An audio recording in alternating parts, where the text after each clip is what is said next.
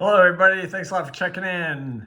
Today I'm going to talk about the Adidas Takumi Sen. A few weeks back, I went out on a run with a couple friends, and one of the guys made a mention about his racing the 5K, 10Ks in the Nike Vaporfly Next Percent. Some detail. He's a sub 16-minute 5K runner. He's a sub 235 marathoner. He trains in the Brooks Adrenaline on a regular basis, and he races his marathons in the Vaporfly. He made a comment about the Vaporfly. He thought that at his 5K pace, he was giving a lot away, specifically in the turns, that the shoe was too soft and too mushy, that when he couldn't make the turn and be fast coming out of the turn, and that he was giving away time. I made mention that is specifically why brands are coming out with 5 and 10K type super shoes versus their marathon super shoes. But I also said there's a lot of FOMO out there. When you get up to a starting line and you look around and everybody's got the Vaporfly Next Percent or the Alpha Fly or whatever any of the other shoes are, you're gonna feel like, oh no, I'm gonna miss out if I don't have one of those shoes on.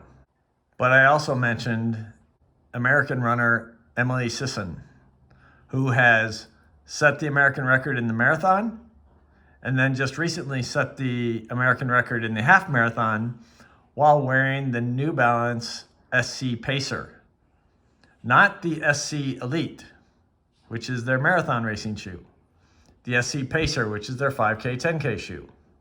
So I went out to test the theory. I ran a 5K recently, the exact same course that I ran in November in a super shoe. Now I love to race. I love the competition out on the race course. And so during this race, I knew that there was a guy that was probably in my age group who was running right behind me. There's a slight downhill just before the 1.5 mile mark, which is a U-turn. And he passed me going down the hill.